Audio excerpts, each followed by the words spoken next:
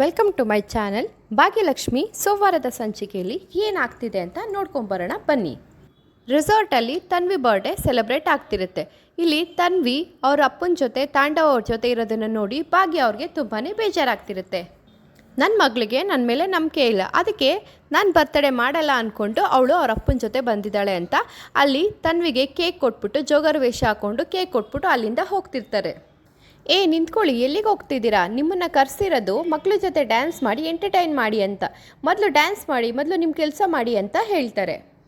ಭಾಗ್ಯ ಅವರು ಎಲ್ಲರ ಜೊತೆ ಸೇರಿ ಡ್ಯಾನ್ಸ್ ಮಾಡ್ತಿರ್ತಾರೆ. ಆಗ ಭಾಗ್ಯ ಅವರು ಅನ್ಕೋತಾರೆ, ಎಂಥ ವಿಪರ್ಯಾಸ, ನನ್ನ ಮಗಳು ಬರ್ತಡೇಲಿ ನಾನೇ ಜೋಕರ್ ವೇಷ ಹಾಕ್ಕೊಂಡು ಅವಳ ಮುಂದೆ ಡ್ಯಾನ್ಸ್ ಮಾಡೋ ಹಾಗಾಯ್ತಲ್ಲ ಅಂತ ಇಲ್ಲಿ ಭಾಗ್ಯ ಅವರು ತುಂಬಾ ಬೇಜಾರು ಮಾಡ್ಕೋತಿರ್ತಾರೆ. ಬರ್ತಡೇ ಎಲ್ಲ ಆದಮೇಲೆ ತನ್ವಿ ಮನೆಗೆ ಹೋದಾಗ ಏನೆಲ್ಲ ಬರ್ತಡೇಲಾಯಿತು ಅಂತ ಇಲ್ಲಿ ತನ್ವಿ ಮನೆಯವ್ರಿಗೆ ಹೇಳಬೇಕಾದ್ರೆ ಮನೆಯವರೆಲ್ಲ ಸೇರಿ ತನ್ವಿಗೆ ಬೈತಾರೆ. ನೀನು ಯಾಕೆ ಹೋಗಬೇಕಾಗಿತ್ತು ಅಲ್ಲಿಗೆ ಅಂತ ತನ್ವಿಗೆ ಮನೆಯವರೆಲ್ಲ ಸೇರಿ ಬೈತಾರೆ. ಆಗ ಭಾಗ್ಯ ಅವರು, ದಯವಿಟ್ಟು ಕ್ಷಮಿಸ್ಬಿಡು ತನ್ವಿ, ನೀನು ಈ ಥರ ಮಾಡ್ತೀಯಾ ಅಂತ ಅಂದ್ಕೊಂಡಿರಲಿಲ್ಲ ಅಂತ ಬೇಜಾರು ಮಾಡಿಕೊಂಡು ಹೊರಟೋಗ್ತಾರೆ. ಭಾಗ್ಯ ಅವರು ನಾಳೆ ಬೆಳಗ್ಗೆ ತರಕಾರಿ ತರೋಕ್ಕೆ ಅಂತ ಮಾರ್ಕೆಟ್ ಹೋಗಿರ್ತಾರೆ. ಸ್ವಲ್ಪ ಕಮ್ಮಿ ಮಾಡ್ಕೊಳ್ಳಿ ಅಂತ ತರಕಾರಿ ಅಂಗಡಿಯವ್ರ ಹತ್ರ ಕೇಳ್ತಿರ್ಬೇಕಾದ್ರೆ ಶ್ರೇಷ್ಠ ಅವರು ತರಕಾರಿ ತೊಗೊಳಕ್ಕೆ ಅಲ್ಲಿಗೆ ಬಂದಿರ್ತಾರೆ. ಭಾಗ್ಯ ಕಮ್ಮಿ ಮಾಡ್ಕೊಳ್ಳಿ ಅಂತ ನೋಡ್ತಿರೋದು ನೋಡ್ಬಿಟ್ಟು ಭಾಗ್ಯಂಗೆ ಆಳಿಸ್ತಾರೆ. ನೋಡ್ದ ಭಾಗ್ಯ, ಗೊತ್ತಾಯ್ತಾ, ನೆನ್ನೆ ನಿನ್ನ ಮಗಳು ಬರ್ತಡೇ ನಾವೇ ಮಾಡಿದ್ದು, ಅವ್ರಿಗೆಲ್ಲ ನಿಮ್ಮ ಪ್ರೀತಿಗಿಂತ ದೊಡ್ಡದಾಗಿ ಆಡಂಬರ ಮಾಡೋದೇ ಇಷ್ಟ ಆಗುತ್ತೆ ಅಂತ ಇಲ್ಲಿ ಶ್ರೇಷ್ಠ ಅವರು ಭಾಗ್ಯಂಗೆ ಹೇಳ್ತಾರೆ. ಈ ದುಡ್ಡು ಮುಂದೆ ನಿನ್ನ ಪ್ರೀತಿ ಗೌರವ ಯಾರು ಬೇಕು ಭಾಗ್ಯ, ನೋಡು ಈ ದುಡ್ಡೇ ಮುಖ್ಯ ಅಂತ ಇಲ್ಲಿ ಶ್ರೇಷ್ಠ ಅವರು ಹೇಳ್ತಾರೆ. ಪಾಪ ನಿನ್ನ ಹತ್ರ ತರಕಾರಿ ತೊಗೊಳಕ್ಕೂ ನಿನ್ನ ಹತ್ರ ದುಡ್ಡಿಲ್ಲ ಅನಿಸುತ್ತೆ, ಪಾಪ ಇನ್ನೂ ನೀನು ಬರ್ತಡೇ ಪಾರ್ಟಿ ಎಲ್ಲಿಂದ ಮಾಡ್ತೀಯಾ ಅಂತ ಇಲ್ಲಿ ಶ್ರೇಷ್ಠ ಅವರು ಭಾಗ್ಯ ಅವ್ರಿಗೆ ಅಂಗಿಸ್ತಿರ್ತಾರೆ. ನೆನ್ನೆ ತಾಂಡವು ತನ್ವಿಗೋಸ್ಕರ ಲಕ್ಷ ಲಕ್ಷ ಖರ್ಚು ಮಾಡಿದ್ದಾನೆ, ಅದೆಲ್ಲ ನಿನ್ನ ಕೈಲಿ ಎಲ್ಲಿ ಮಾಡೋಕ್ಕಾಗುತ್ತೆ ಭಾಗ್ಯ? ನೀನು ದುಡ್ಡನ್ನ ಖಜಾನೆನೇ ಕತ್ತಲ್ಲಿ ಹಾಕ್ಕೊಂಡು ಅಲ್ಲಿ ಇಲ್ಲಿ ಯಾಕೆ ಸುತ್ತೀಯಾ? ಈಗ ಪಾಪ ನಿನ್ನ ಗಂಡನೇ ನಿನ್ನ ಬಿಟ್ಟು ಹೋದ್ಮೇಲೆ ಈ ತಾಳಿ ಕಟ್ಕೊಂಡು ನೀನೇನು ಮಾಡ್ತೀಯಾ?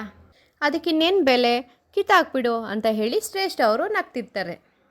ಶ್ರೇಷ್ಠ, ಕರೆಕ್ಟಾಗಿ ಮಾತಾಡು, ಸುಮ್ಮನೆ ಇದ್ರೆ ಸರಿ ಅಂತ ಭಾಗ್ಯ ಅವರು ಹೇಳ್ತಾರೆ.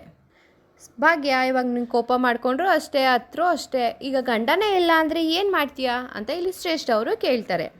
ನಿನಗೆ ಮನೆ ಮೇಂಟೈನ್ ಮಾಡೋದಕ್ಕೆ, ತರಕಾರಿ ತೊಗೊಳಕ್ಕೆ, ಸಾಮಾನು ತೊಗೊಳಕ್ಕೆ ನಿನ್ನ ಹತ್ರ ದುಡ್ಡಿಲ್ಲ, ಈಗ ಒಂದು ಕೆಲಸ ಮಾಡಿಬಿಡು, ಈ ತಾಳಿನ ತೊಗೊಂಡು ಹೋಗಿ ಮಾರಿಬಿಡು, ಆಗ ದುಡ್ಡಾದರೂ ಸಿಗುತ್ತೆ, ನಿಮ್ಮ ಹೊಟ್ಟೆನಾರು ತುಂಬುತ್ತೆ, ಆಗ ಮನೇನೂ ನಿಭಾಯಿಸ್ಬೋದು ಅಂತ ಇಲ್ಲಿ ಶ್ರೇಷ್ಠ ಅವರು ಹೇಳಿದ ಕೂಡಲೇ ಆಗ ಭಾಗ್ಯಂಗೆ ತುಂಬಾ ಕೋಪ ಬರುತ್ತೆ. ಆಗ ಎಲ್ಲರ ಮುಂದೆ ಶ್ರೇಷ್ಠಗೆ ಕಪಾಲಕ್ಕೆ ಹೊಡಿತಾರೆ.